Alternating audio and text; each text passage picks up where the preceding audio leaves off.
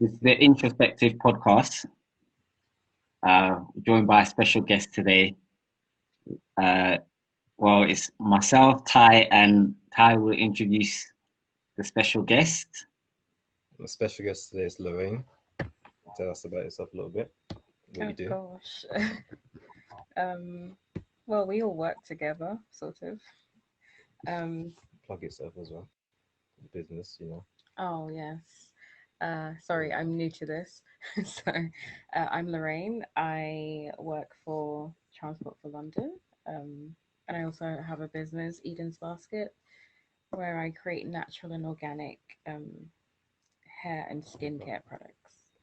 Um, I'm very into health and well-being. Ty is a nutritionist, so we have that in common. And yeah, I Okay. guess you'll find out more about what And this I is must say, about. I've purchased one of the creams which works wonders. So I definitely endorse it and promote it for Okay. anyone. Thank Um, you. Go ahead. so today's topic, we're talking about systemic racism versus individual accountability. Yeah, so we're going to cover a few sections because obviously this can range. Systemic racism, obviously, we know covers a broad range of areas, but we're going to keep it limited to a few today. We're going to cover what what we perceive and what we see as the systemic racism in place in these individual areas. But then we also don't want to just leave it on this is the way the system is. Oh, well, um, use it as your excuse to not try. We want to sort of cover the individual accountability section of it and what we are as individuals and as a collective could do to, set the ball in place to overcome these systemic um, Roadblocks, should we say? roadblocks that have been, put in front of us. So, yeah, Ty, you want to kick it off? Yeah, let's start with the very beginning, which would be school. From when you're young, because it affects us from when we're young as well. And we know that racism is also in education as well. And the way the curriculum is geared, it only caters to a specific demographic, especially in this country as well, living in the Western world. Um, I understand that the curriculum should reflect the population, but living in London, we're probably the most multicultural city on the planet. So I believe that the curriculum should mirror that when it comes to educating people, educating kids on history, and history should be told correctly. And every race has had their hand in creating history. And I don't think that reflects the curriculum as it is today. So, saying that, when it comes to young black kids, we a lot of us tend to struggle in school. There's multiple reasons as to why we struggle in school. It might be we've got a broken home, um, we're not getting the same treatment or the same we're not being focused on as other kids because we might be a bit rowdy because we know what black people are like and we're a bit rowdy. Um, Well, are we? yeah, as That kids, was such a, as kids, we are a bit that was rowdy. such a stereotype. No, but I would say rowdy, but we're boisterous, isn't it? That's just us I think as that's a culture. And that's kids. kids in general. I think that's Well, kids. okay, calm down. When I talk, I'm talking about us in particular. I'm not talking about anyone else. So, as I see black kids, we are boisterous. We are, you know, a bit naughty sometimes. But obviously, that's all kids. But I'm just talking about our people in general. So when it comes to school, some kids of our race find it difficult to fit in when it comes to that kind of environment. So I'm saying sometimes we can, especially boys as well. You can agree with me, you could disagree with No, me. no, I agree. Children. I have siblings that are young, and I've got little cousins as well, and I see that they're a bit more confident than your other average kid out there of certain particular demographics. We are very confident people, and we can see it in our kids as well. So that confidence might come across as being boisterous or a little naughty. Do you understand? I see it in the kids of today as well. So you can agree to disagree, or what's your opinion on no, that? no, I agree with you, but I feel as though that whole boisterous um title is kids. I agree with Lorraine. It's kids in general, and Yeah, I think this is part of the problem is that um it's because of the lack of, how can I say it? I don't know if it's training, but just the lack of willingness for the educational system as a whole to give black kids the opportunity to be boisterous and to be childlike, which is, they get they're so quick to put a title of naughty child yeah, on a black kid that behaves boisterous and, maybe yeah. loud and stuff I'm like not that. saying that there's nothing wrong with it. That's just the confidence we have as a people. You Yeah, I understand? know, I And know. that can be deemed as threatening to other Yeah, people. and And I said, think that's part of the problem, and that's where the systemic racism kind of starts. Is you know John, who's a boisterous young kid, is allowed to be a boisterous young kid without getting an early title as a naughty kid, yeah, whereas Mark, who is the same boisterous young kid from early, is he's told he's this way. Do you understand? He's told you're a naughty child, and the worst thing you can do as an adult towards a kid is to give them a title early on, yeah, and especially a negative title, because that carries through their whole life. So some of it, I don't know how intentional it is from the teacher's point of view or from the educational system's point of view. I don't know how intentional it is, but it's just so damaging to our kids from an early age, and unfortunately a lot of that carried through. So yeah, I agree with you. I agree. I think one of the things that's happened off the back of that is I don't think it's the educational system or it's never any one system. I feel like they've established this norm now where if kids behave a certain way, and I don't know if it's just black kids, I feel like we're more likely to end up being labeled and put into that particular box. But when kids behave a certain way, they don't look at, is this child just energetic? Does this child require a little bit more stimulation? Is something else happening outside? And then they will label them as ADHD, or they have special needs, and they're then taken out of the mainstream, and the impact isn't just, oh, it's a bad child. The impact then follows them throughout their entire education and 100%. limits them. So I think that's when it becomes really damaging. Yeah, 100%. I yeah. agree. And I think that seeps down from society, the way society views people of color, and that goes into the education system. It goes into the teacher's psyche, and then the teacher ends up treating the child a certain Different. way. Yeah. So yeah, so I feel like you guys agreed with me in the end, Oh yeah, agree with you. but Just the mere fact that you use the word. I maybe did. one choice of words. Maybe if I It's a gave you the definition or explained it a bit more, I meant confident, energetic, that can be deemed as boisterous and so Yeah, forth, which mm, we see that happening anyway. But I didn't mean it as a negative thing.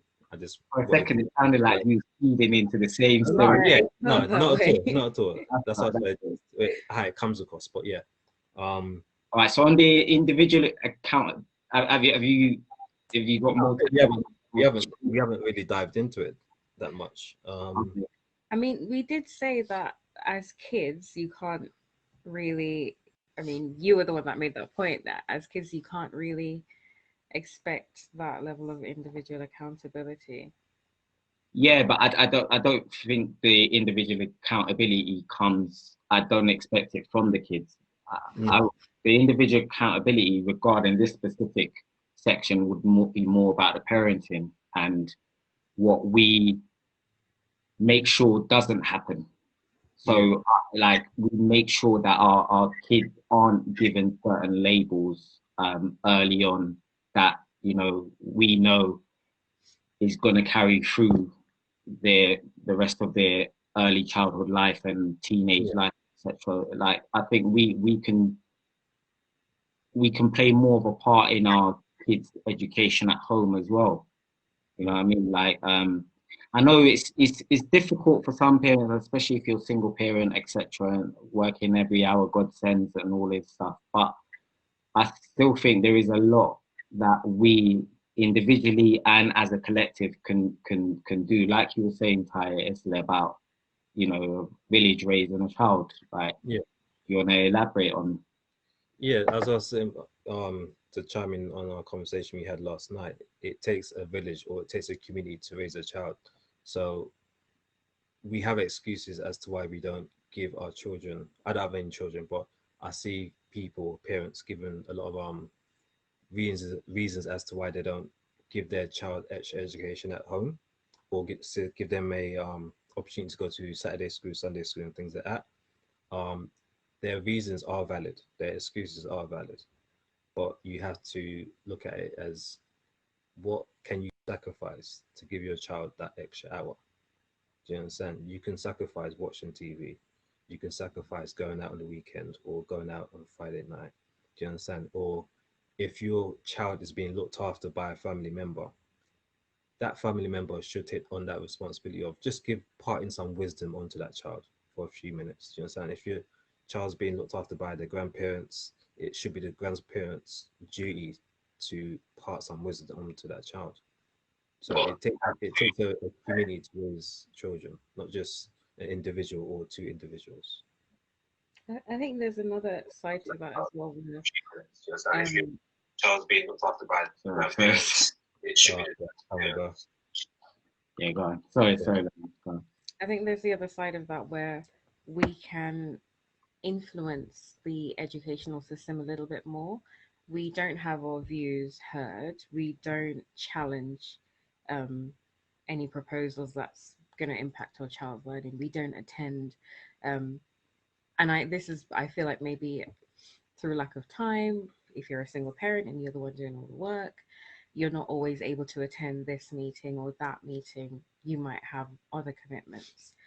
Um, so I'm not saying this is every black parent should be doing this, but I feel like we should be doing more um, to stay informed on what's happening in the school and to have our views heard, to know what's going to be happening that's going to impact our child and what we can do about it. And I feel like as a community, we don't engage in certain things, like things that are impacting our communities. We don't attend meetings. School We meetings don't, or or community meetings. MPs, local MPs, and stuff like that. We don't ensure that they hear what our issues are. We don't try to enact change in the way that we actually can. We probably don't even know what the channels are. We don't educate ourselves on what is available to us.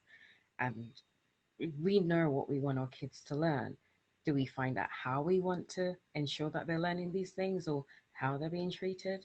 I feel like it's easy to complain and not a lot of people will be proactive and try and find out, what can I do? Like, what's available to me? Let's start there. It's true. I think I'm a bit guilty because school my kid's school sent a letter the other day about being a school governor, and being on the board of that. So, and I didn't pay much attention to that, but thinking about it now, that's an opportunity to get, have my voice heard in terms of maybe what I think the curriculum should tailor more towards, like things like teaching us Black history and starting with slavery, like as if Black people, the first thing that was ever existed of Black people was slavery. Like our time started from slavery and nothing before it. Yeah. But yeah, it's true. We can there are a lot of opportunities, I think, that we don't open our eyes to, where we can influence more change than we do. Maybe, you know, we might do it and realize that there is a limit, but how do we know if we're not even starting, if we're not even trying to begin? We have to start somewhere. And it's like, are we relying on the school education system to teach our children? Like, Or are we asking too much of them? Like, why should they teach us about Black history? very Do you true. understand? This, if you look at it, this is a European country. Do you understand? It's not our country. We were invited over here. Are So we? Right. Right. we were invited. Our parents were invited over here. To If you work. know, yeah, to Yeah, work. We were invited, full stop. yeah. So True. this is not our country to say. So why should they teach us about ourselves? It should be on our Yeah. doorstep. We should hold ourselves accountable to teach our children about our history. Correct. It's our history. We're the ones that can tell it right. Why are we going to look outside of ourselves for them to tell us the true story? This is true. Do you understand? So that is the accountability part. We need to see more onus on teaching our children who we are. We don't have any excuses. Like the age of information is now. Like there are so many ways to get access to the information, and in a child-friendly way as well. I Yeah. think. Uh, And That's a then good point. from school, growing up, you finish your education, and then it's now time to find a job. And we know that racism is also found in the workplace. yeah. So let's dive into that. Well, Lorraine, I like Lorraine's view of this, what she was saying yesterday, but at the entry level is not the problem. Do you wanna elaborate, Elaine? Well, I think at the end of All right. I never looked at it.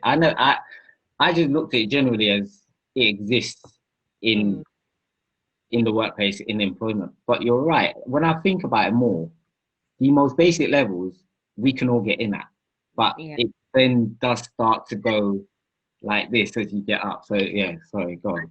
I think for majority of professions, entry level is not an issue. You're sort of looked at based on your individual merit. What can you bring to the table? We'll employ you because you can do this job.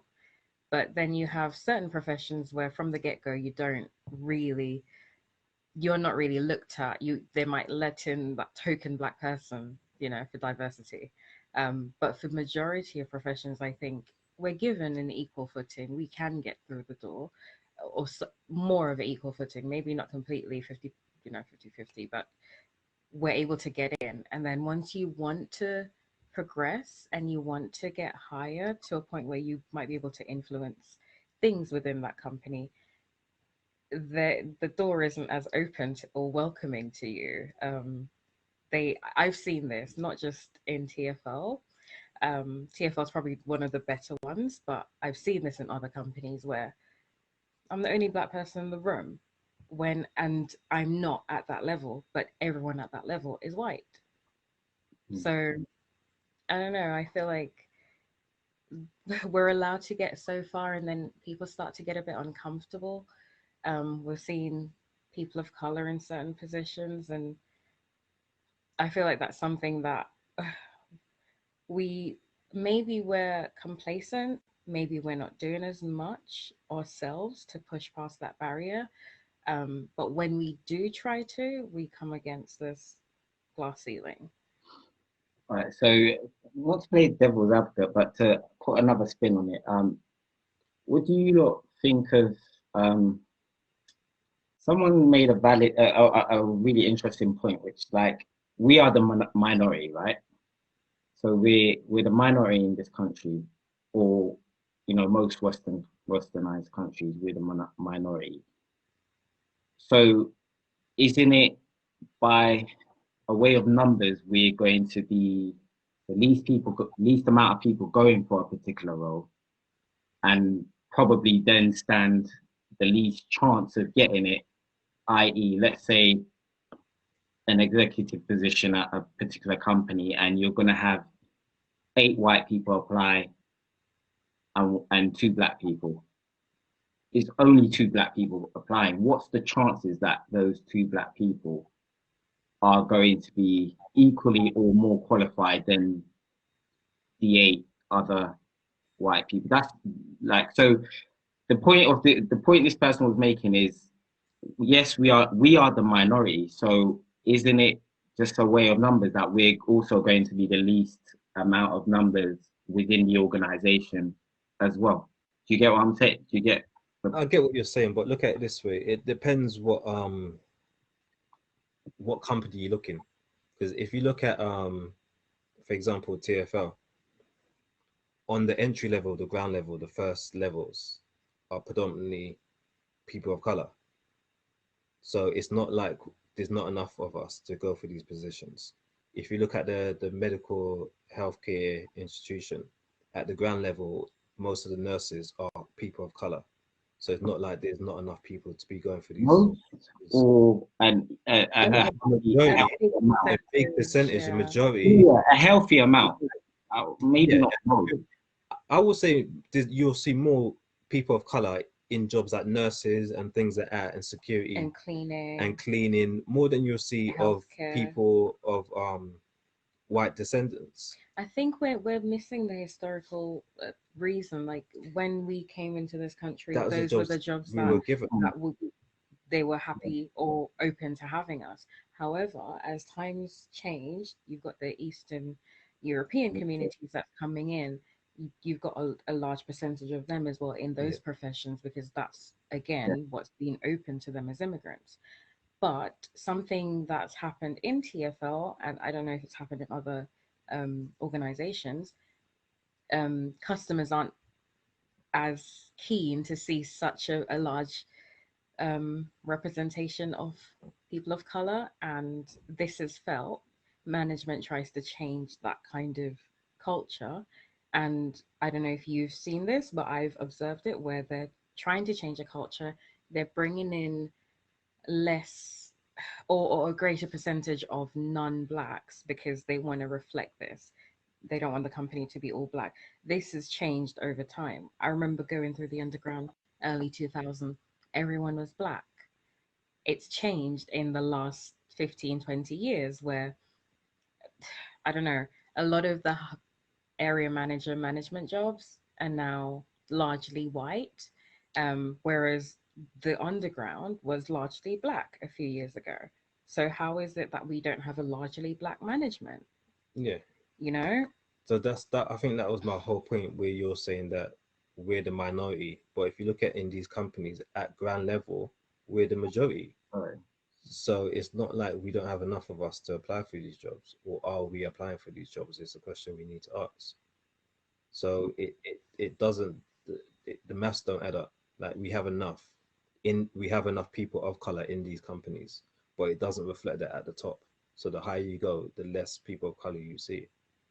Okay, and then what about the spin of certain people go for certain jobs based on you know? So remember, The type of women go for certain roles, therefore yeah. you don't see them in other roles that don't involve what was it? People and people. nurturing, yeah. So Yes. what about Yes. that spin on it? I think that would be going off topic, and that would be kind of like going into the sex, male No, and no, female. no, no. To No, elaborate on, focusing on the color element. Is it so like you was because you said something just now, it's that are we going for these roles? yeah, Well, I think the relevant point would be, do we, a lot of people don't feel like they qualify. Even when they do qualify, more men are likely, or research has shown more men are likely to apply for certain jobs that they might not have the qualification for, but they believe they can do, whereas less women are likely to apply for jobs that they actually are qualified for. And I feel like that might actually be reflected in the Black community, where we know inside that we face pushback when we try to enter into certain professions. We already have that because we've seen it so much. Mm. And that can do something to you mentally, that can damage your confidence and your likelihood to to even go to for those even roles. go for those roles. And Because even when you go for it, how well you apply yourself in your attempt to get the role. Yeah, to go get on. it, yeah. Yeah. And then there's the other side of the coin. Those of us who do go for it, when we do go for this job, how well do we do the job? How well do we try to get ahead? Are we presenting ourselves well? Are we doing the best we can? I'm not saying that we're not or that we are, but Mm. that's where we have some accountability where, okay, you're in. How are you trying to take advantage of whatever opportunity? Even if you have to play the game. I feel like Black people, we don't play the game. We're pretty straightforward people. We're not about, we're No, not about, I agree. I agree so much. I agree yeah, 100% with that. I feel as though we we hold on to a, what's the word? We hold on to an identity that we feel we have to maintain yeah, to remain black or to remain, Yeah, whatever it. But yeah, it, authentic. sometimes like you have to evolve, you have to move on with the times. Do you know what I mean? You have to adapt to your environment, and it's not. We fear this whole selling out mentality, like stigma that gets attached to us anytime we seem to be reaching a level of success. Do you get what I'm saying? And I yeah. think I think that plays such a huge part in what you were saying. I 100% agree with that. I've always felt that way. Also, we haven't spoke about the culture within the workplace. Mm. Like sometimes it's not are you qualified for that job? It's if you know people that are in that position that can give you a footing. Mm. Do you understand? Nepotism, basically. Yeah. So Yeah. you were speaking about that yesterday. So if you want to elaborate on that. Well, I feel like one, and this is going to sound awful. I don't know why I'm choosing this is what's in my head at the moment, but as Black people, I feel like it's almost as though we feel like there isn't enough room for all of us at any one level. We're less likely to help each other out.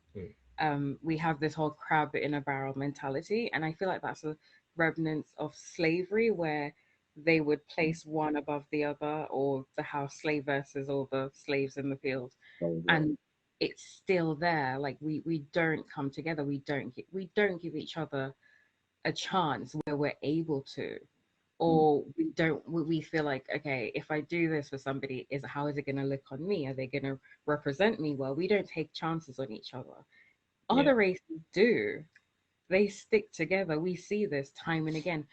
I know people who've gotten jobs they do not qualify for. They have nothing, but they've got the job. And that this whoever's given them the job is like, this is what you need to do. They're there, they're supporting them.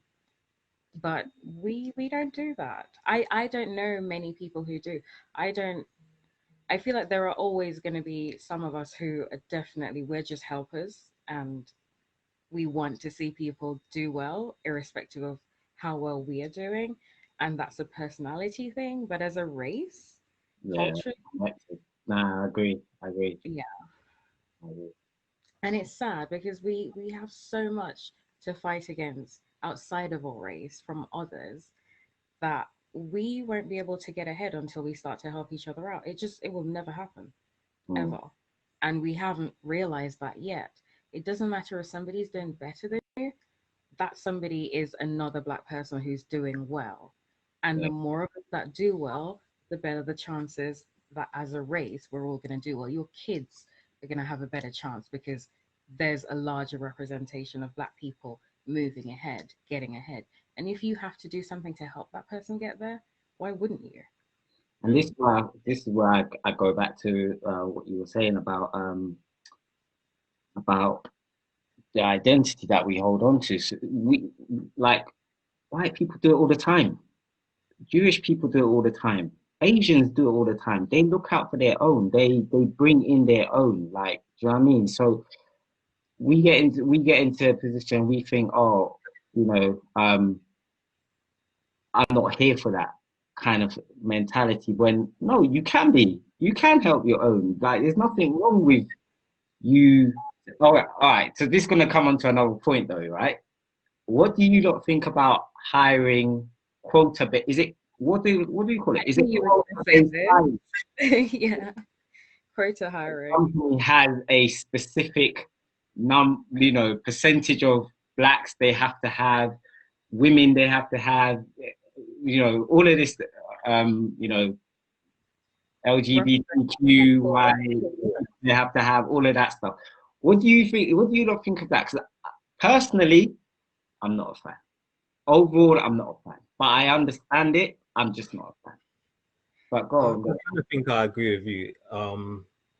I think it's necessary because, like we were talking, there's a culture, and the higher you go up, the more blatant that culture is. It's a middle class, white male, middle age culture. Like, so for them to kind of almost affirmative action, put in certain people from certain demographics to kind of be inclusive, I think it's needed. But in an ideal world, that shouldn't have to take place. But because we're in the world we're in, I think it's necessary. And that's my opinion on that. And then people would say, how else do you ensure Yeah. diversity if you don't have these practices in place? I, for one, I'm all for that.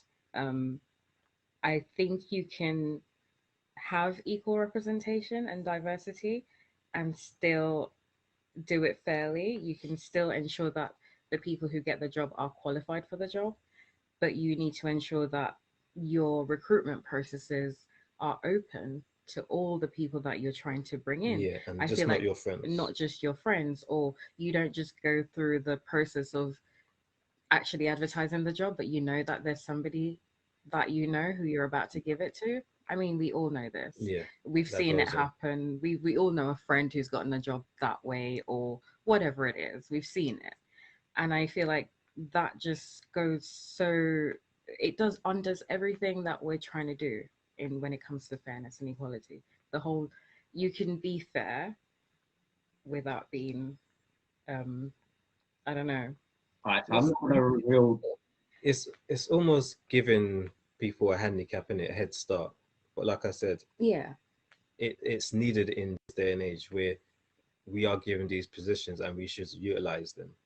So I want to hear why you don't agree with I'm it. not all right. I'm not gonna give away the company because I don't want to get in Yeah, trouble. don't say Even For the talking about company, and there's a woman who's already applied for a role, yeah. got the role, but is waiting to start the role. Yeah. Okay. And some time has gone on now and she's not heard anything. So she's now contacted HR to query what's going on. Like, is there any movement on this said position? And the exact response from the HR person was, oh no, we are now focusing on bringing in this demographic of people now. So we've had to terminate your, basically, you're no longer in that position to get that role because now our focus has shifted to this demographic. So that, for me, is mad. Yeah. That's mad. Yeah. And I think, I don't know, because like I said, I agree and I disagree in it. If you're qualified for that job and you've gone through the process. and you've gone through the process, yeah. nothing else should stop you. No. The idea of there being a culture and it's who you know shouldn't come into play. Like you said, it's kind of it's kind of defeating the whole objective. You're gonna say for this week we're gonna force these people in the position, and then as soon as that week's over, you're not anymore. It's these guys. So yeah, it has to be. I think it has to be fair. It has to be fair. Yeah. And there's a few clauses in that need to be I've noticed with, let's call it straight up. The thing I've noticed with white people in this whole employment discussion, and at the moment we seem to be in season, right? So now a lot of talk about there's not enough black people in this field and that field and higher up in this and how. But the things I'm hearing in terms of the solution seems to be addressing wrong with wrong, because it's almost like they're now trying to force. But they have to realize, all right, black people don't want the position because we're black. Equally, we don't want to not get the position because we're black. But it seems like they're trying to now force it where now, let's get them in now. Because everyone of that skin color can now get the job. And it just tells me that they don't get it. You're not sorry. Do you think that's actually happening? No, well, the talk. Okay, so I watch a lot of Sky. So I'm watching Sky Sports, and for example, there's a lot of talk about not enough black managers in football, and it's now gone up to not enough black managers higher up in the executive positions of football teams and clubs. So, but some of the proposals that I'm hearing now sounds like they're literally just gone the full other ways, like just throwing anyone in. Yeah, it's like you're not getting it. We don't want it because we're black. We just don't want to not get it because we're black. We want it on merit. Like equal opportunities. I think they're kind of missing the whole point. It's we want the opportunity. We want an equal opportunity. We don't want to be spoon-fed or patted on the back, or we just want to be given the same opportunity. Correct. Going back to the football thing, these black men or people that are getting put in these positions, are we saying that they're not qualified? Because no, I'm not saying that. I'm not saying that. Once they're qualified, I'm happy them getting pushed in these positions, because we can see, like, how could the likes of John Terry come out of football and automatically go into a job that's management, Lampard automatically getting the Chelsea job. Like, do you understand? It's weird, but you've had legends, black legends in this industry for decades and decades, and the best job they can get is in a third division manager. Or I don't know, do you understand? So I think these people are qualified for the position, but I understand what you're saying, where they're getting pushed in. But if it takes enough of us getting pushed into the position for things to change, then so be it. I know that that seems to be your stance now, and I get it, and I agree. You're right, because ultimately, over the long term, our kids get to see those people in those positions and realize that it is obtainable for them too. So go on. If you do it this way, the way that you say it's being done, or you see it being done, is that gonna affect lasting change, where you're gonna have more black people just automatically being considered for these roles, or are we just gonna have an Obama situation? But you have to look at it this way. Do you think, when we already established that there's a culture within the workplace, do you think that all these people, our white counterparts, are getting these jobs because they're qualified? Do you think that they're not getting pushed in the same way we're getting pushed in now? So my point is that they're not actually looking at ensuring opportunities are equal. They're not. They're looking at, like you said, we're on trend, everyone's watching, they need to be seen as being so it's a quota thing, and it is we're in that climate where people are watching, but it's not going to last. Like everything else, our day in the sun's going to go, and it's going to be on to the next current issue. But while we're current, people are watching and companies are reacting. But are they? You saying it's a bad thing that they're reacting? No, not at all. I'm just saying, are they actually looking at the issues within the company and trying to change that culture, the ethos? So to make from these steps. Precisely. Or are they just a fad? I feel like they're doing the easy quick fix of let's just get a certain amount in, as opposed to really shut them up. Yeah. And then the next generation, I mean, the next wave is going to go right back to how it was anyway. Yeah, but to Ty's point, if they push in like maybe 10 or 20 or whatever out of, however, it's still 10 or 20 more, then and if they're putting them in positions where we can hire our own that are qualified for the job, then you know what I mean, if they throw crumbs, you still have to pick up the crumbs to survive. Do you know what I mean? Then do something with the crumbs. It sounds really. I don't It sounds awful, but that's the position we're in. Do you understand? We have to utilize the resources we have, and if our resources are limited, we have to take use advantage that. of what's there. I totally agree, but it's almost, it just winds me up. It feels a bit degrading. Yeah, but then we go to accountability side of it now. Yeah. What are we going to do? All of this is valid, but why are we fighting so hard to get into their companies? What are we going to do now?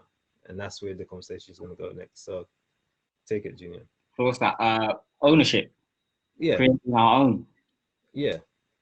Well, but I think a lot of us in a lot of I think we're in a day and age now where and this is my overall accountability position on a lot of these topics is, yeah, things are bad. Like, they are bad. Everything we've discussed is 100% true. We ain't imagining it. This is true. It's fact. But ultimately, what do we do off the back of that? You can't just sit there and harbor on the excuse. You have to make for your own. And I think we're in a time where it's never been easier to set up your own business, to create your own business. It has never ever been this easy. And although overall it is hard, with like the injustices is still there and it is hard, but it's easier now than it was 20, 30 years ago. Let's be real. Yeah. Well, I have my business and I'm part of several groups. Some of them are Black support groups where we support fellow business owners, support each other. We, ensure that we stay relevant and valid and we get the exposure. We try to buy from each other and stuff like that. So it's amazing. Like, I've never had such support from people I've never met, literally, never met these people. So I feel like there is a lot more happening. We've got a couple of Black owned Etsy sites. We've got a Black owned directory of Black owned restaurants that you can go to and support. There's all of that happening online on social media. So it's definitely started a better culture. It's improving things. And it's great. But I will say this, there is a lot more support from people you don't know than people in your immediate circle. So how are we? It's like we're happy to support each other up to when a point. to a certain point. But if you, and I'm going to use the Asian community as an example, they help each other out. The mother helps the kids, the grandmother helps her daughter, her in-laws, her whatever. It's very family oriented, and if we're not starting with our families, that's basically the strength of any society. If you don't have strong families within a society, that society will not be a good one. It starts at home. So if you're not helping those that you know, your own immediate circle, you're not going to get anywhere. Yeah. And to chime in onto what you said with the Asian community is like, for example, let's say they bought a house that's run down and they want to build it up and set it off for profit. They won't go outside of themselves. They know a cousin that's a plumber. They know their uncle's a paint and decorator. Do you understand? And they will call their people up and they will sort that house out. Do you understand? But us, it feels like we might know some people, but we have such a low view of ourselves. We feel, this guy is not going to do a good job. Do you understand? And we see it in other businesses where, okay, fair enough, sometimes our customer service isn't up to par, but as customers go into a Black business, we expect certain things. We expect discounts. We expect certain things, but we don't go into other communities and and we need to start catering to our own and not thinking that just because we got the same skin color, you owe me something. Just in that regards to business. And the other side of that, you'll give give your custom to somebody that is within your community because you're trying to support them, and then that person fucks, they basically stab you in the back. So there's a two side to that coin. You have people who do support their immediate circle, but that trust is betrayed. Yeah. So I think the whole accountability piece is we do for ourselves instead of expecting handouts. But at the same time, when we are doing for ourselves, let's support each other. Yeah. On the flip side of doing for ourselves, let's provide a good quality service to people Yeah. our own. Yeah. As we would expect a good quality service provided to us. Yeah.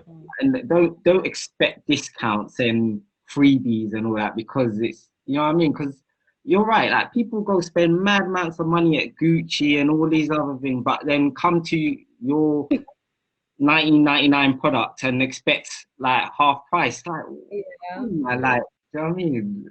So yeah. Yeah, I totally agree with that. Yeah. We need to, it's just like, we're going to go into social settings, because I kind of think social settings, it ties into all of this, the topics we just covered. Mm. And the idea of our identity, or how we see ourselves and how other people see us as well. And I think that plays a part in when it comes to business, and we want our people to cater to our needs in the sense of giving us discount and things like that. But saying that, I want to get into the idea of what a Black person is, because I think you've come across it, I've come across it, and I'm sure Lorraine's come across it, where just because we're well-spoken people, we're automatically a coconut, or we're trying to speak right. Oh, don't get me started. Don't get me started. This one, bro. Yeah, so I think that ties into when us as people want to go through these positions, or we get some sort of form of success, we are automatically deemed as sellouts. We sold and sold and things like that. So I think that definitely ties into it. Guys, you know what's funny? Certain man ain't even gonna watch this because we're not using street words and all this. It's sad. Like, it's so sad. If I'm not saying or you get me, bruv. Yeah, or in it, them ones and all that. I'm not a person. On the flip side, I hold my hand up to this. There are going to be people who wouldn't watch it if you spoke that way. Like, that would rub me up the wrong way. I'd be like, well, why? Why do you have to talk like that? Because it kind of, in my eyes, if somebody speaks a certain way, God, I'm going to sound awful. I'm going to sound really awful. But if you're swearing and there's a lot of bravado and just like, it takes away from the message that you're trying to put across. And in the same way, maybe I can't speak for others, but maybe for them, it just rubs them up the wrong way. And that has to do with whatever's going on inside of them. It's not anyone else's issues. You talk how you talk and people accept you or they don't accept you. You'll have the Black community that will say we're coconuts, and you'll have the white community that'll be like, oh, so that's a good Black one. It's you can't win. It's like one side sees you in a positive light for speaking properly and the other doesn't, and then flip that, if you speak street, that side's like typical Black person, but the other one's like, oh yeah, he's safe. Because I feel that way, but I only feel like that with the swearing element. So I don't feel like when you're trying to articulate a message, it's very rare that I think there's any place for you to use profanity. Like, I just don't understand what the need of it is. But if someone's in it and bro, and all that, that's fine. I ain't got no problem with that. Just like if someone's speaking the Queen's English. I just didn't have a problem with that. Like, why would you have a problem with someone speaking normally? And what is this whole idea that to speak the way we're speaking is to be white? It was like as if to say we're not intelligent beings, like we're not intelligent people. We don't know how to speak. So why are you speaking like them who know how to speak better than us? Like, I don't know. This whole it goes back to the identity thing that don't subscribe to, man. I don't. Yeah, and it's like you have to kind of conform if you want to be in that certain position in the company where you have to be that type of that type of black person that is not your typical black person. Do you understand? Yeah. Speak well, like you're not.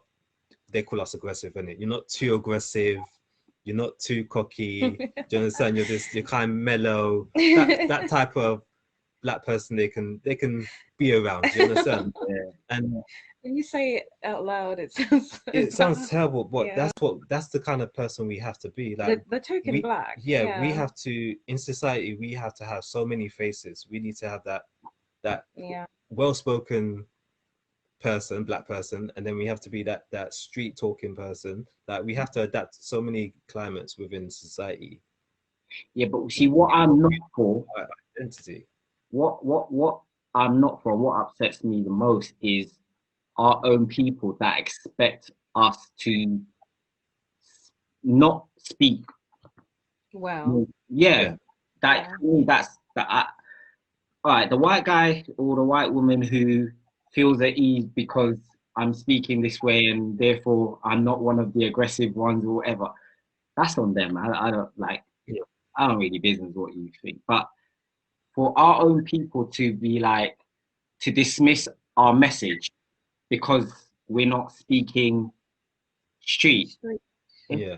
I It's so don't know. It's, yeah, there's that rubs me out more than. The funny thing is as well, like we're immigrants, we're all immigrants, or parents or grandparents or whatever were immigrants. And when they came to this country, they spoke well. They Yeah, spoke proper English. yeah. yeah, And then over the generations, this London slang came in. Like if you speak with an accent, it doesn't mean you don't speak well. You can speak with an accent and still yeah, enunciate the words and still speak proper English. This whole street thing is a culture that obviously evolved over time. Mm. And that's fine because that's our culture. No, I don't have a problem with it. I think it's great. But why are you expected to now be that way if that's not the way you are? You weren't brought up that way. yeah. You don't identify with that. It doesn't mean you look down on it. It's just not how you were brought up. So why are you being looked down on? Correct. And that's the issue. Yeah, and see to add on to that for me is even if I did used to identify with that, even if I used to be that way, why do I have to stay that way? Why can't I evolve? Why can't I, you know, be something else now? Like what I just don't like this whole box people being boxed in and people my past doesn't define my future or my now. Do you get what I'm saying? So yeah, when you saw me or when you used to hang around with me, I was like in it, yeah, bro, and all that stuff. I don't have to be that now. I'm nearly 40. Why do I have to still be talking like I was Yeah. when I was 15 or 20 or whatever? Do you get what I'm saying? So yeah, it's just I don't know. Yeah. It's I think people are more comfortable when they can put you in a box and you fit into a stereotype, whether that be a negative or a positive stereotype. People just feel It won't, yeah, it's an affirmation that their beliefs and their preconceptions are valid, Yeah. rather than them looking at themselves and questioning, yeah. why do I think this way? My Do I mind valid analyzing this way. Yeah, reason to yeah, think that way? Yeah, people are just comfortable with what they understand or what they can define. And if you don't fit into any of those preconceived stereotypes, then you are the issue. You cause discomfort. mm, And I think when it comes to the accountability side of it now, we need to kind of admit that we do look at each other a certain way due to the way we speak. And we are creative people, and it was us that created this kind of street lingo, this creativity. Like we're talented. But just because your own doesn't speak that way, you shouldn't look down on them and think that they automatically look down on you because you're speaking a certain way. As long as you can communicate your thoughts across, it doesn't matter what language you speak, how you speak it. And we need to change this idea of just because we speak well, we're more educated than everybody else. yeah. Right. You understand? I think that's the accountability within our community. We need to see ourselves in a better light. We need to just be more accepting. Yeah. More what, sorry? More accepting. We have Yeah. enough. Yeah. Get that so much from outside of our own race. Like, why would you not? You're black. I'm black. Mm. It. That's it. That's Yeah. it. It's you don't heard this, but I think we also need to. We're gonna do it, but we have to catch ourselves when we do it and Yeah. sort of correct ourselves in that moment, because, like we were saying yesterday, Lorraine, we do it at work when we see certain Behavior. people, certain behaviors, or we see someone that looks like the person before that did what they did, so Mm. he or she must be about to do exactly the same thing. You know what we're talking about, right? We Yeah. have to catch ourselves. It's funny. Nelson Mandela, when he first came out of prison, someone told a story about he was about to get on a plane and the pilot was black, and he was so shitting. He was shitting himself because he Yeah. thought We're black gonna people, die. yeah, Yeah. black people can't fly a plane. But Yeah. then in that moment, he caught himself So, yeah. thinking that and corrected it, because we have to accept that we've been programmed certain ways in it, and we're gonna think certain things about our own people, about other people that it might not be right, and so we just need to catch ourselves and correct ourselves, but allow ourselves the grace to do it in it. It is Yeah. gonna happen. It is like just I mean, we've all been subject to the same media portrayals, the Yeah. same subliminal messaging. We've had that for decades, if not centuries. So we're not immune to it. That's why you have the whole house slave mentality and field slave mentality. So we've all been Subject to it. subjected to it at some point, and I feel like we don't really have that discussion. Like, I don't feel like we admit these things to each other or maybe even ourselves. Mm. But you made a good point. Like, why do we expect a non-black person to check themselves and look at their stereotypical way of thinking, and be like, is this true, is this valid, if we're not doing that ourselves? yeah. But I think it's just not Oh, talked about. go on, Ty. I've got something to say on that. Go on. You know what? I wholeheartedly agree with what you guys are saying, but again, the accountability part of it is not to fall into that stereotype. And we have those who do fall into that stereotype, because like we said, we all three of us here, we work in customer service, and if you see, we catch ourselves looking at a black guy in a hoodie, jeans sagging, that he's just going to double through. Do you understand? And not every single time you see somebody with that appearance does it. Mm. But we do get ones that fit that stereotype, and they do it. So again, accountability, we need to look at us. Not wear hoodie and saggy. We No, need to not wear hoodies and saggy. That what you're like, saying? it's not what you look like, it's the character, it's Yeah, who yeah. you are. You understand? And we need to But start fitting into but those categories. I feel like we come across more issues in society just because of the history of Mm. slavery. And I mean, it's going to take God knows how long for that to be eradicated, but at the moment we're still being perceived a certain way, Yeah. and those perceptions are strengthened by certain external, it looks like you have your jogging bottoms that's halfway down your thighs, and you've got just certain things that we don't help We don't help the ourselves. situation. No. And I'm Jamaican. You can't do that in front of your family. Like, if you have like a proper Jamaican family, you can't be having your pants halfway down. Like, you can't have your shoes untied. But that is very much a British culture. We When we had those strong cultural backgrounds, African, Caribbean, we didn't do that because we understood what those things meant, and we understood that it was not a positive way to portray yourself. But you have that kind of culture that's been, I don't know, it's kind of been born in this country, other Western countries, Mm. because of a lack of education. We don't even realize what this means. Yeah, We so don't know the history of Mm. what, like, you know, what you're Yeah. doing, like having your pants halfway down. Mm. And then we do it. And if, you know, if an older person was to tell a teenager, like, boy, pull your pants up, half of the time he might respond negatively. The other half, he'll be like, you know, that's my elder, I'm going to do it. Mm. But I don't know if it's with the parents or I think it's the a yeah. community, but I see this still happening. And like for me, it's a big thing. You're How you present yourself says everything, because you're not always going to have the opportunity to open your mouth and make a case for yourself. Mm. But People take everyone's you going of to how see they see you. you. They're going to see you. Mm. That's not something that you have a choice in. Well, it's something you do have a choice in. You know how you want to be seen. Therefore, present yourself that way. I think it's like you said, it's down to a lack of education and also discipline as well. Because like you said, you was brought up in Jamaica, you're Jamaican born, and you can't do certain things. And we used to have that in this country where we had a community. My dad tells me all the time, like if he was misbehaving, his neighbor will see him and box him one. Do you Yeah. understand? Because and then tell you and Your tell your parents. parents, and then you get Yeah, a second box. Do you exactly. understand? So they had community. We don't have community no more. Like, I think the elders are scared of the youth today.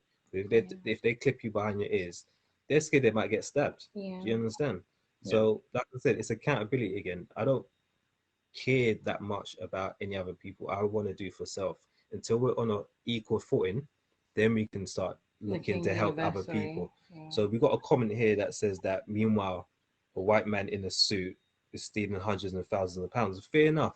But it's true. And it's Yeah. true. All the bankers are stealing from us, and we have to bail the banks out and so forth, and they all wear suits. But we're talking about self. Do you understand? We have a identity that's been forced upon us, and we've taken it, and we continue to keep perpetuating that kind of negative image of ourselves. We need to take accountability and say, look, this is not doing us any favors. We need to change. We need to educate ourselves, and that's the accountability part. I don't care about Tom, Dick, and Harry in a suit stealing millions from people. We know that's going on, but let's look at house first. Let's sort our own house out first. I feel like some people will have the view that, you know, I don't know if it happens here, but like in America, nigger, you know, it's fine for people to say that to each other, even though it has a really negative history.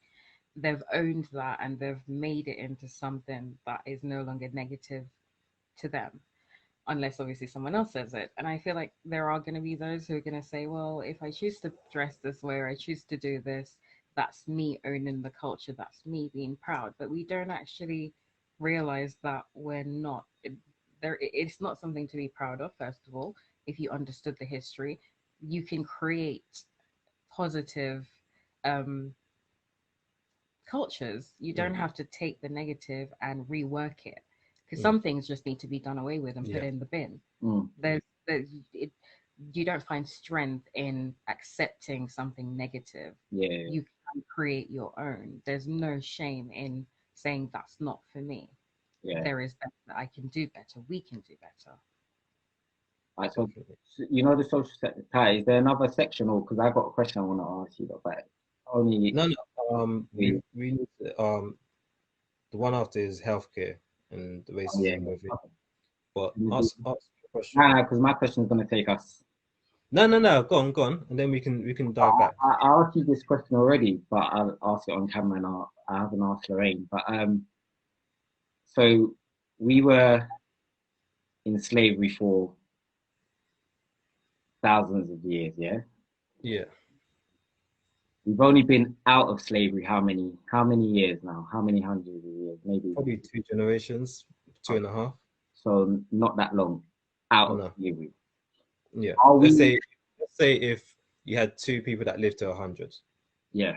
That's how That's far back it how. is. That's how long. How short of a time span we've been Yeah. out of. And then after that you've got Jim Crow era, you've got redlining. So you had so many things that Yeah. transpired after that to keep us where we are now. But So the continue, yeah. question is, are we being too hard on ourselves as a people, considering we've been free longer? Sorry, we've been trapped and enslaved longer than we've actually been free.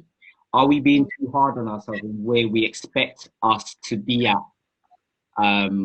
Or is it valid where we like how we Yeah, are? I'll give my answer what I gave you the other day, but go on. What's your opinion?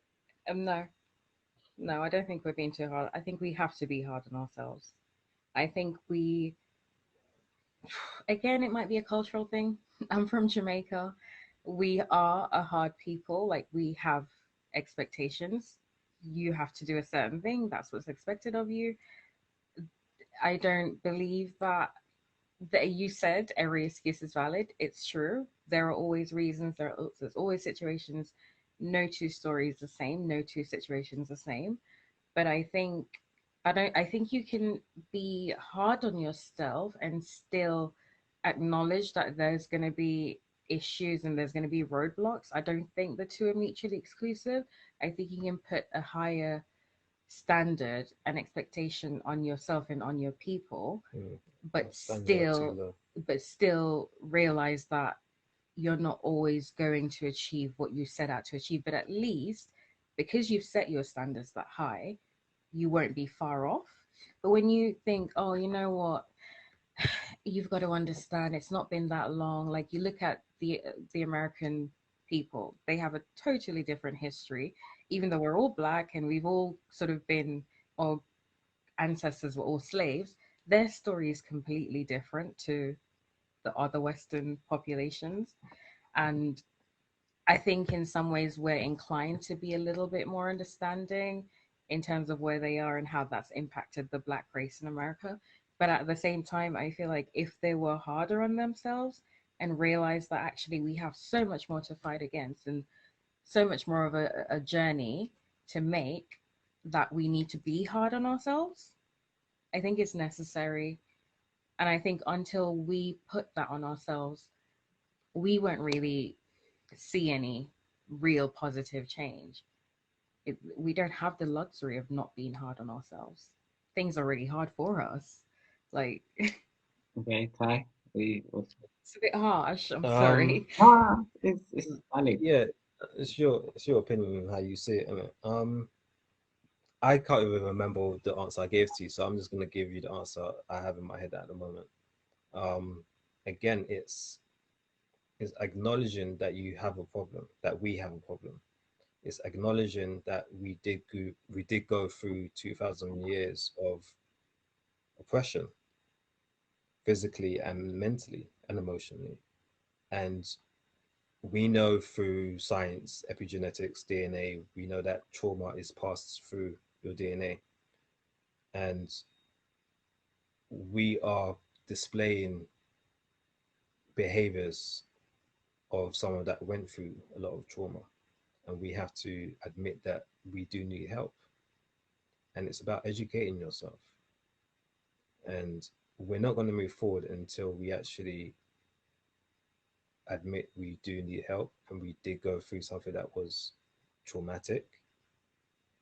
So we are hard on ourselves, but you can't just be hard on yourself. You need to be fair to yourself also, and understand that you are a victim. Mm. Like, it's hard to even say that word because people automatically think you're playing the victim card, you're playing the race card. It was X amount of years ago, you should get over it. But we don't tell anyone else that's been through something to get over it automatically. Do you understand? Mm, We don't tell a rape victim, you Yeah. got raped 5 years ago, get over it. If that male or female hasn't got help and recovered from it and addressed the issues, they're never going to get over it. So I think that's just like us. We've been raped, pillaged, turned inside out, upside down. We don't know who we are, and we've never got help for it. So it's no wonder why we're in the position we're in. And we can't, again, look outside of ourselves for our counterparts to help us. We need to help ourselves. And it comes down to education and admitting that you've got an issue. Yeah, I agree. I agree. Like, yeah, I ain't got nothing more to say. I actually agree with that. But you know, that's different from the answer you gave before, though. I knew it would be. This answer is more in line with what I was saying than what you were saying before. What was I say? Remind me again. I might add on to it. And What was I saying? you was somewhere between what you just said and what where Lorraine is at in terms of Oh, but you say yeah, we need to accept that we need help. I can't remember where the help I can't remember. I yeah, can't remember. we went into because you asked me where we're going to get the help from, Yeah, and we can't go to them to help us because we don't expect them to understand us. And I said to you that we do have black psychologists.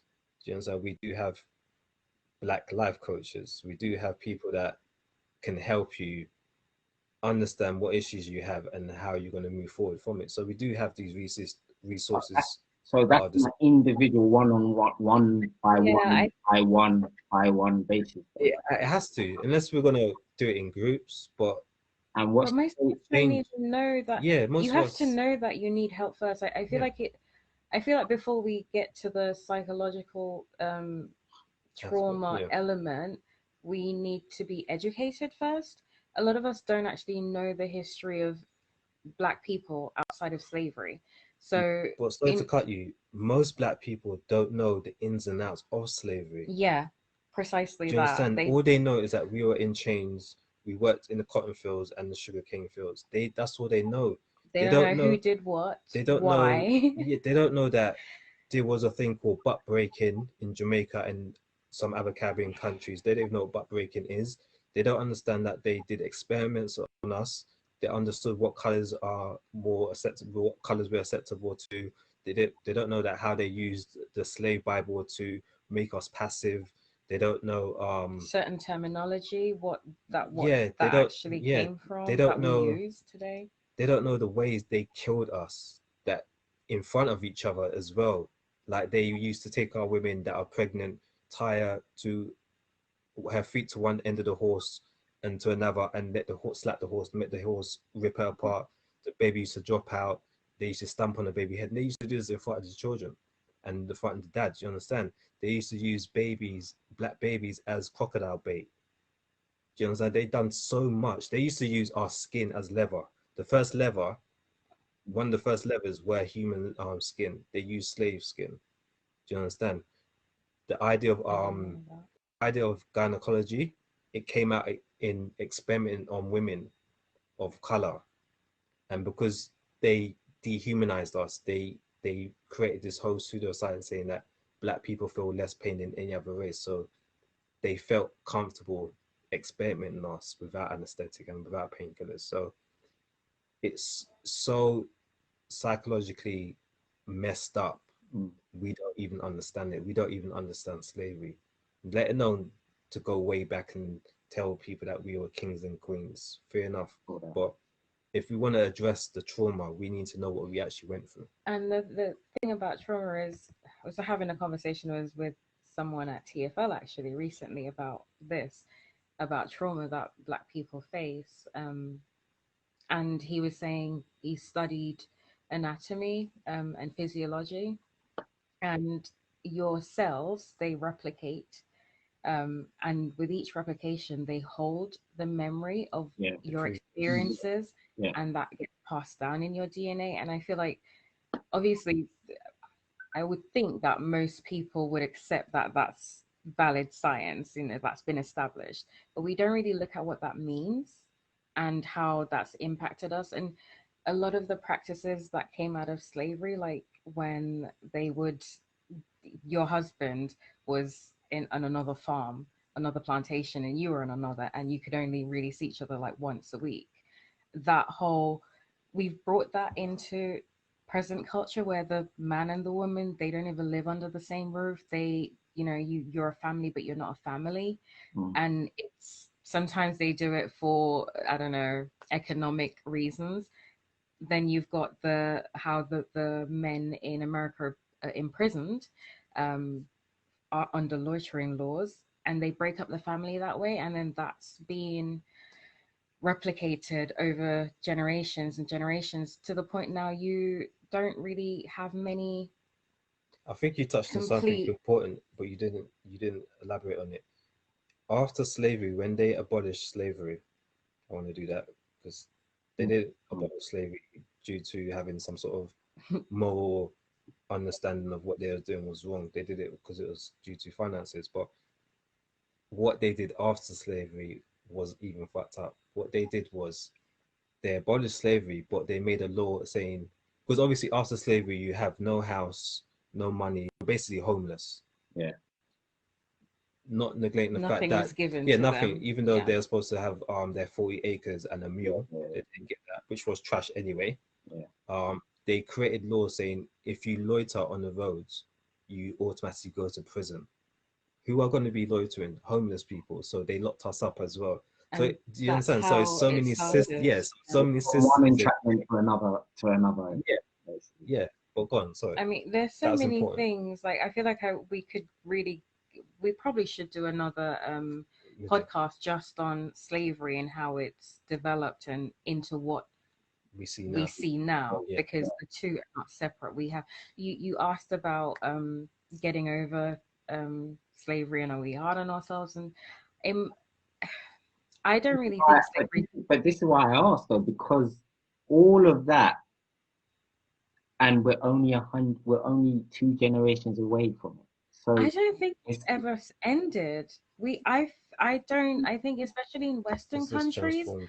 I don't think slavery's ended. But and I know that's a very strong statement to make. It's easy to think that you're free because you're You don't getting see a the paycheck chains. and you're getting up every day and you can do certain things. But that's if you understand that there are different elements of slavery and there are different elements of freedom. hmm, It being changed physically and being in chains mentally, they're both slavery. Yeah, You just don't realize that one's happening. And that's even worse because you're not aware of it. How do you fight against something you're not aware of? We have a whole, we fight against each other.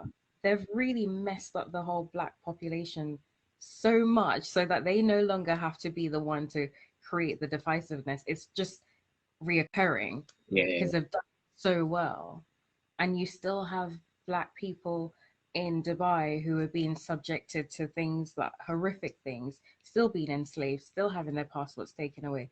They're in servitude. It's happening around the globe. So maybe it's not happening the way it happened 400 or however many thousand years ago, but it's still happening.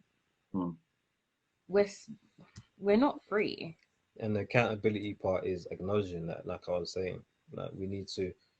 It's like the, the where I got the epigenetics where trauma is passed down into DNA is they did the study on the Jewish population. Obviously, they went through the Holocaust, yeah, and that was how many years was that? 60 years, maybe I think, or 80 years. yeah. We went through 2,000 years of our own trauma. So why wouldn't that be passed down into our DNA, into our Yeah. offspring? So it's about once again acknowledging this, taking accountability that okay, we did go through this. It is valid. Our excuses are valid. What now? How are we going to change it? And that's where we need to get to. Okay, so let's go to the nursing, the healthcare, with the Well, that touches on the healthcare. So Ty was saying that well, there have been studies that's shown that they try to dehumanize us because they had to justify the actions that they took, carrying out experiments on us without any kind of anesthesia. You have to say to the people who are doing this that, it's fine to do this because they really can't feel as much pain as you and I can. And we actually found a study that was carried out 4 years ago, 2016, that said there is 50% of, I think it was about 222 medical students were questioned, and they still believed that that was true, that Black people feel less pain.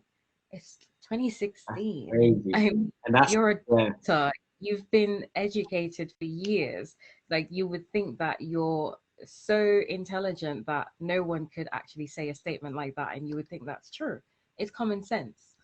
that's But if our own doctors believe this, what chance do we have Yeah, of the general population seeing us as equals and humans and having any sort of empathy to our plight when they think that, oh, you know, that they don't really feel it the way we do. That's, It, that's oh, actually crazy.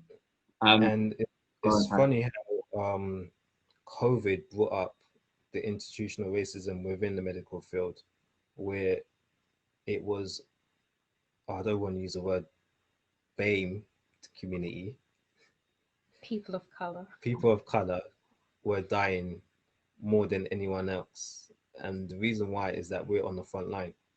Like we were saying, in the NHS, we are on the front line. We are the nurses. And it came out that they got limited PPE. PPE, and they weren't even, I'm not even gonna say, I'm not gonna make accusations, but they wasn't given a proper PPE. And the people that weren't on actually on the front line were getting the PPE, if you get my drift. Yeah. Do you understand? The people of color weren't getting the PPE, but people from outside of that community were getting the PPE, and that's why we our death toll is so high within our community. So there's racism within that, and COVID brought it to So light. they wouldn't even care for the people who are caring for their people. No. I mean, and we expect better. We expect empathy. We expect them to be human to us. What about the childcare thing, Ty, that you were saying? Is it childcare that you were What was that? No. saying? Oh, Intolerance you during child. but Yeah, the back. Yeah. Yeah, with giving birth, statistics show that we're more women of color are more likely to die versus their counterparts that are white. And just again goes back to doctors and nurses having this idea of people of color feel less pain. So when women of color are telling these nurses and doctors that they feel complications during their pregnancy, they're normally fobbed off. And it doesn't even matter where you come from, what type of class you are, because I read an article yesterday that Beyonce went through the same thing, and Serena Williams went through the same thing, where they was trying to express that they're feeling certain things that are not right, and they were being fobbed off until they actually made a scene of it. They weren't getting looked after properly, Wow. and this is big celebrities, Yeah, yeah, millionaires, yeah. the With their same money. thing. So, yeah, so it doesn't even matter what class of black person you are, you're still going no, to your be, social status. or your Yeah. social status, you're still going to be treated as Mm. everyone else of the same skin color. So yeah, um, And again, go, go. yeah, it goes down to the accountability part of it. We need to do our utmost to stay out of hospital. Look at you laugh, like, we need to do our utmost to stay out of these I agree, hospitals. though. I agree. We need to take advantage of home, not home nursing, midwives, home births. We need to take advantage of that. We need to take advantage of not getting diabetes, heart issues, and things like that, where we're going to put ourselves in a position where we have to go into these institutions and for them to look after us. We need to take a better approach to health. And I don't want to get too involved, but yeah, we need to eat better. I think Definitely. Yeah. it's not education though, because It's I education think again. people, the diet that most black people eat even to this day is a slavery Yeah, diet, it's slave and food. it's very high on Protect, carbs, yeah, and then followed up by something sweet, which is that's how you get diabetes. Heavy carb diet followed up by something very insulin rich, and sodium. and sodium. And we still have we've managed to make our food taste amazing. So no one wants to stop eating the cow foot and the chicken foot soup and the goat's head managed water. Like nobody wants to stop eating all that because it's amazing. But at the end of the day, why do you need to change your diet? There's not enough education into why we would want to do that, what that means for our bodies, what that means. I mean, it's the same thing, DNA being passed down. Like your diabetes, we're predisposed to get diabetes because of all those years of having that unhealthy diet. So you're helping yourself, you're helping your future offsprings, you're helping your community, and we don't understand the social and the wider implications of just eating better, Not to and how mention, that's one thing that we have control over. not even to mention most of the poor food choices, fast food choices are located in certain areas of London, which are more populated with people that look like like us. Yeah, You got your McDonald's, your KFCs, your Sam's, But you can't but find you a can't natural. find those sort of, yeah, you can't get a Whole Foods or some kind of healthy food shop in Halsden or in Wembley or where places where we're more likely to be. Do you get what I'm saying? So yeah, and again, that is the institutional racism where you have every other shop is a betting shop or a fast food shop. But if you go to these rich areas, you won't see any of that. yeah, You Yeah, don't see no chicken shop. You don't see no betting shop. yeah. Do you understand? You might see a Tesco's. I know that yeah, you have more in parts. St John's Woods, the residents there was kicking up a stink just because they wanted to put a Tesco's in. I'm That's how bad it sure. is. Yeah, but even though the Tesco's is there, a small one, they were kicking up stink because they didn't want it there. Do you understand? But Oh, we're so comfortable having these betting shops and these chicken shops, not knowing that it's making us broke and it's making us unhealthy. mm, Yeah, Like again, we need to take accountability. Nobody's forcing these foods down our neck. yeah, Do you understand? We rather spend so much on trainers, clothes, holidays, and then end up turning around putting shit in our bodies, and then yeah, wondering why we're out of all the races, we got the highest diabetes, heart problems, and all this kind of stuff, arthritis, and mm, we wonder why we got these things, and people want to say that it's hereditary, and because you're color, you're susceptible to you're more, these things, and yeah, yeah, it's in your mouth. it's funny. I was having a conversation with my mom recently as well about how some of her colleagues work ridiculous shifts. They will work a night shift at that place, and they will have a day shift at another company, and they're moving between the two jobs. Like one of her colleagues fainted because she was working all the hours that God sends. Now, I don't feel like you have to do that, even if you're in a low pay job. You don't have to do that to be able to pay all your bills and to eat. You don't have to, because minimum wage will cover the basic necessities. And anything else that you're doing outside of that, it's obviously because you've got other things that you want to cover. But a lot of these people, they're going on holidays and they're living lavishly. Like you would not know that they're on a minimum wage job. So they're doing it to project to and I feel like we a lot of us do that. We want to have the design of this. We want to project this image. We mm, want to be living this lifestyle, but you won't pay for a personal trainer or go and buy some healthy foods. And priority. it's like, what do you not love yourself? Like, do you just want people to see something that isn't really true, but you don't care enough about what's really, Mm, what you are, who you are? You're not. And that, It's lack of self-love. yeah, it's a lack of self-love, and it's insecurity, isn't it? It's like because we don't know who we are, we have to create this yeah, fake image of false identity who, of, yeah, this false identity of who we presume other people would like. yeah, You understand? And we get we get this idea now. Before it was okay to be skinny, all these zero plus models, It was and now in. it's We're be going to okay. Turkey to No, get. it's not even that. It's be okay with who you are now. You're overweight. You're moderately obese. Like you're a It's few called thick years.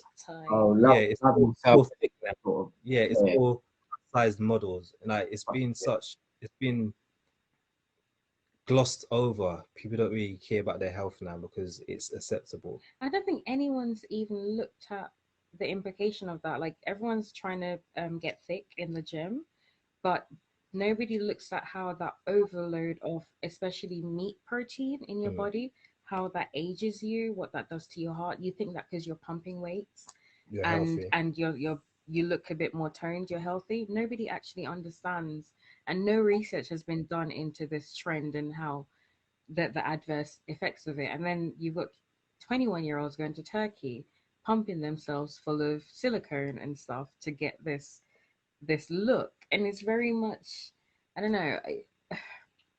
I feel like a lot of the black population are doing it because we're expected to be thick. You know, you're as a black woman, you genetically you should have a big ass. You know, you should look a certain way. So then you've got those of us who don't fall into that, who have this added pressure. Oh, you're black and you don't have this, so you're doing that to yourself. We don't even have any appreciation of what true health is. It's funny though. We, 'Cause I think we talked about this once. How once upon a time, black the view of women now with the art, everything you're talking about, Lorraine, with the big art, shapely, but black women had that naturally, and there was a time where it was on TV. It wasn't only cool. It wasn't yeah. cool to have. Yeah. It was all about having the flat, the flat bum and all this stuff. The whole, oh, does my bum look big in this? And if you say yes, the woman gets upset, kind of. That was once upon a time. I remember those days, and Yeah. it looked like they made it not cool to have the bum. Yeah. And something happened with, I don't know. It's like our women evolved to not having it anymore, and then they brought it back. Oh wow. No, no, no, I swear it's weird. It's like they turned the script on us. Because once Yeah. upon a time, we had the lips and the big. Yeah. It wasn't Yeah. cool. Yeah. Then all of a sudden, it's now cool to have the lips. Yeah. Yeah. Well, black is trendy now, and if you Yeah. don't have it naturally, you can go and buy it. It sounds awful, but What's the saying? it's not just. I don't think it's something that's geared specifically towards black people. I don't think it's an attack on us or anything. I think it's the same way as women are expected to be hair free. So everybody's going and getting laser done. It's just something that's evolved in society. And again, like everything else, the pressures are on the woman. Whether you're white or black or whatever, it is on the woman. But what we don't realize is the health, bringing it back, we're talking about it's the health implications. Whether you're a size 0 or you're a size 16, you get now women are fat, but they're being told they're thick. No, you're fat and you're unhealthy, and you probably have. I'm sorry, I have no filter, and I probably shouldn't. It's true. But it's But true. it's Like true. you have high cholesterol. Like I'm not fat, but I'm not particularly healthy. I know what I should and shouldn't be eating, and my body lets me know when I have something that I shouldn't. And it's not about my size; it's about How you feel how you inside. feel. You will know whether you're healthy or not. You can be a size 16 and be really flexible and be doing yoga and be healthy, or you I can wouldn't be a say size. healthy. Well, some people Well, are sign just bigger naturally. I mean, again. maybe I'll size 16 is a lot to say, but So, some again. people into what's okay? So, Again. size. There's scientifically being healthy. Do you understand? So you need to know what your BMI is. Do you understand? Your BMI will tell you whether you're physically healthy via appearance I of your wouldn't weight, of say just your weight, not your internals, not internally, I wouldn't but subscribe to the BMI at all. not as much. But I'm saying that's just a element of how you can determine Okay. what side you're on the scales. Mm. So what I'm saying is, if your stomach is hanging over your jeans, you're unhealthy. That's an issue. Yeah. Mm. It doesn't matter what You have to size remember you are. your skeleton structure can only hold so much. So if you're at the point where you got back pains now, or your thighs are rubbing, or you're out of breath walking a certain distance, that's these are the signs that you're unhealthy. Yeah. You understand? And it's The not human body just is not supposed to be a certain size. It's just facts. Like you can see, like you can get men that are like 6'7" and they're built like, yes, his structure is okay for his size, but when you have like a 5'4" woman and she's 16, size 16 and over, you're not thick, you're fat. Do you understand? And if you carry on down that road, you're It's going to the get health strain that you're implications. It's putting a on your strain. body, your It's a heart. strain you're putting on your heart because your heart is only the same size as your fist. So that small organ needs to Mm. pump blood around that big body. Yeah. Do you understand? So it's not healthy. And I feel like society has made being thick. You know, we don't say fat anymore. We say thick, and that's bullshit. Like, oh, I'm not fat, I'm thick. No, you are still fat, and you still have health issues that you should be, you know, addressing. But society is telling us that this is the way to look, and nobody's looking at whether that's healthy. Everyone talked about how being a size zero wasn't healthy. Mm. Everyone. You know, models shouldn't be walking down the runway looking like this. It's just not healthy. Absolutely no one has looked at whether being a certain size, going to the gym, eating so much carbs and protein. We don't need it. You're not. What are you training for? You don't need I, all that. I um, slightly cal- disagree. I slightly not in the sense that you're not fat if you're size 6. I'm not talking about that, but I'm saying I think we're in this PC culture, in it, where I think the main message is love yourself. Yeah. But like, and that's not to say that everyone's saying Yeah, but People take that on to make it okay. yeah, but I it's loving yourself. know, but again, this goes back to this.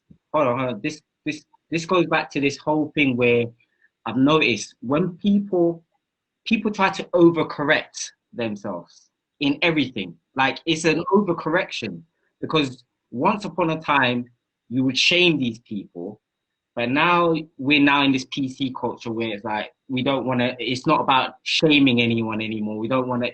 So But it's gone all the way to the other end of, oh no, you're fine like that. Just love yourself. You know, it needs to shift to the middle where we accept But that. that's not what's happening. That isn't what's happening. If it was a case of be fine with yourself, love yourself, you wouldn't have people trying to achieve a certain body type.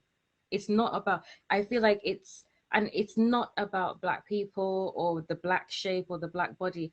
I feel like it's just another thing that's being placed on the female to try and achieve a certain look. Once it was size zero, now it's to have that shape. And unfortunately, a lot of black women feel that added pressure because we're expected to look that way naturally. So where it was like if you didn't have that shape, it's okay because you know that's not what's in anyway. You know the size zero look is in. Now everyone wants to look that way. So you're black and you're like, oh my god, like that white girl's got a booty and I'm black and God didn't bless me. Like now I have to go and do this and I have to go and do that. And but what you're doing is not healthy for you. You're trying to achieve a look that society's saying is good. And I don't think it's the love yourself that they're trying to push, because if it was, no one would be going to be getting silicone pushed up their ass and their boobs and getting their lips done. That's not love yourself. That's an image. Again, unfortunately, it's gone so far the other way. But I don't think it's because they're trying to celebrate the black anything. I don't think any of it is about that. It's about, for me, it's about not realizing what's really healthy, what you really need to be paying attention to. You shouldn't be trying to achieve a certain look. You should, whatever you look like when you're healthy is what you're supposed to be looking like. Mm. You're not supposed to have a belly, because once you have a belly, that is a precursor to so many other things. Any medical profession will tell you that having excess fat on your belly means a number of things.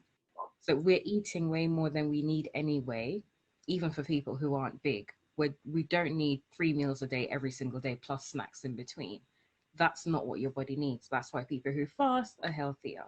But when you have society pushing you, you know, they're creating a massive industry where people are paying to look a certain way.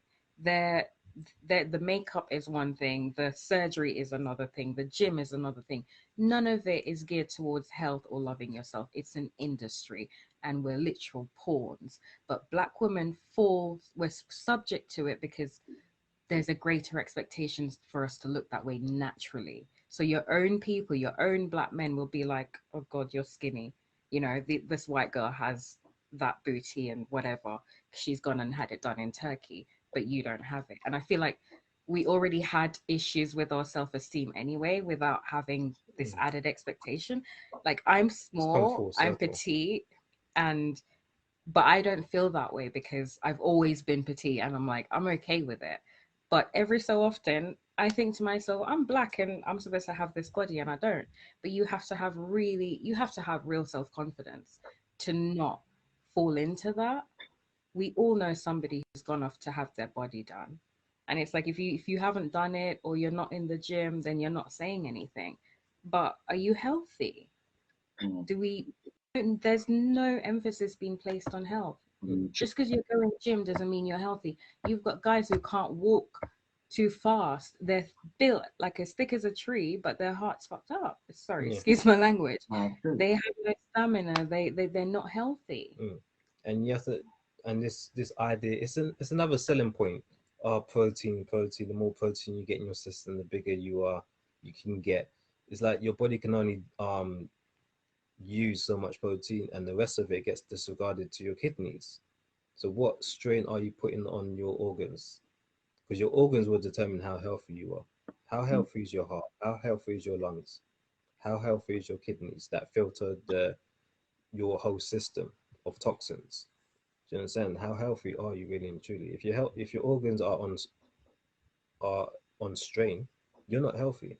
No matter how big you look, Mm. how muscly you look, how curvy you look, if your organs are struggling, these are going to be complications when you're older. And people don't really care about when they're older. And don't for a second think we're saying being big is unhealthy or whatever. Everyone's body type is It's different. different. But when everyone's trying to get a certain body type, be it fat or skinny, you know a vast majority of them are going to be unhealthy because that's not your natural form. Loving yourself is about embracing what's natural and doing the best for your body, not to achieve a certain look, but to achieve real health. And I think that's what I'm trying to say. All right. Well, Slating anyone but, for but, whatever. so the accountability piece, in summary, for that section. Was to prioritize Health. certain things, which like health, because if we know that when we do enter the hospitals and things like that, we're going to get treated differently, and there's a possibility that we might actually die due to neglect because of your skin color, we have to do the utmost to stay out of the hospitals. And that means taking your health seriously and understand what real health is. Mm. And that's the accountability part of it. We're probably one of the most unhealthy demographic in the Western world. Yeah. You will, you the richer a person is, the less they implications or the less they focus on what they wear. They will have on, a nice t-shirt and a pair of jeans, but they eat healthy as hell. We, on the other hand, we are more concerned with the external Yeah. We want and to how look we good. look.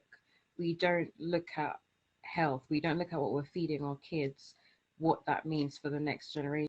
And it's a big thing. Like, I feel like we spent quite a lot of time talking about it because it is one of the It's things the most we important thing. have control over. Mm. We can't blame systemic racism only up to a point. Okay, we have less access to healthier choices in terms of the shops in our neighborhood and so forth. We might have less disposable income, but we can find the money to buy something designer or go to a certain party Yeah. and go shopping and get our hair done and our nails did. Yeah. We're always on fleek. Like black people look good. Like most of us always look good. We manage to find the money. And I'm not saying you shouldn't care about how you look and you shouldn't be putting your best foot forward. Prioritize But what's your really health is part of that. Yeah, love yourself. Like really feel your best and wake up feeling good and not have to go to the GP and get this painkiller and something for hypertension and insulin. Like, but that's not Mm. And I think okay. it ties your health ties into every aspect of your life, because if you're unhealthy, your mind is unhealthy. Like a bad diet, out of a bad diet, you can be depressed, you can be stressed. Yeah. Do you understand? Yeah. It's like the foods you eat, because food has DNA as well. And when you eat foods, that information gets passed into your DNA. So your diet can alter your DNA. We know this, just look it up. Do you understand? So You are what you eat. you are what you eat. That's why they say it. There's a reason why they say you are what you eat, and it plays a major part on, because we have to look at the gut. That's where our food gets digested, is in our large and small intestine. So when we're eating foods that don't cater to the good bacteria in our stomachs, out of that comes certain mental issues And emotional and issues, emotional, imbalances. imbalances emotionally, because we know that the gut is connected to the brain, and in the gut is where your emotions come from. So if your good bacteria and bad bacteria is unbalanced, you got more bads than you have goods, then that's going to take a massive toll on your psyche. And we need to understand that.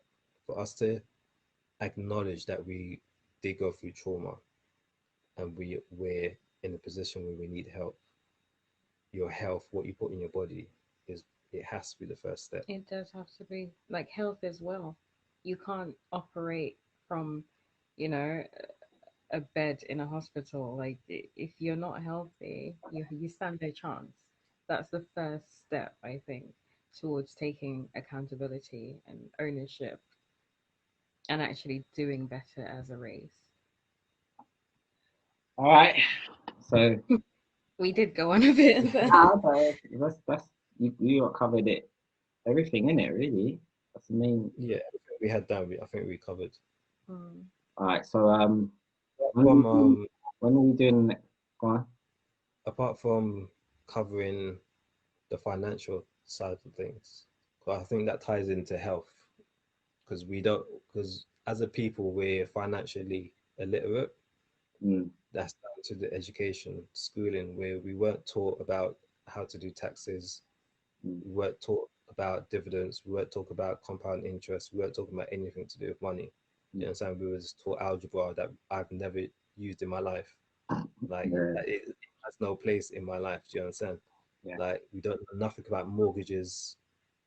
We have no financial education whatsoever, and that plays a part in our education. It plays a part in our work life. It plays a part in our health. Mm. Like if we don't know how to manage money, how are we going to We're manage gonna be ourselves? poor, yeah. I think we could do a whole separate show Yeah. on finances. And what was the other thing we said we could do a whole show on? Oh, Slavery. I yeah, think one of those two should be our next. yeah, definitely. We'll talk about which one we'll do next. Definitely. Yeah. Maybe we could ask people what they would Yeah. Yeah. want to see. All right. Cool. But I need to do school run, so I'm Okay. I need to cut in a bit. But yeah, Thanks for that, the guys that tuned in, and this is our fourth episode. yeah, man. Shout out to Jesse, man. Jesse was all over the comments. He was, shout out to Jeff. Jesse was He was all all over. over the comment section. We But yeah, might need to get him on one of the shows as that'd be well. perfect. But yeah. All right, cool, man. So Okay. we'll touch base in it on when we do the next one and what it's about. And Okay. Okay. we got have Lorraine on the next one, Jesse maybe on the next one. We see how that goes, man. Okay. So yeah, Definitely. Okay. stay. All right, Okay. Bye, take care. everyone. See you later, everyone.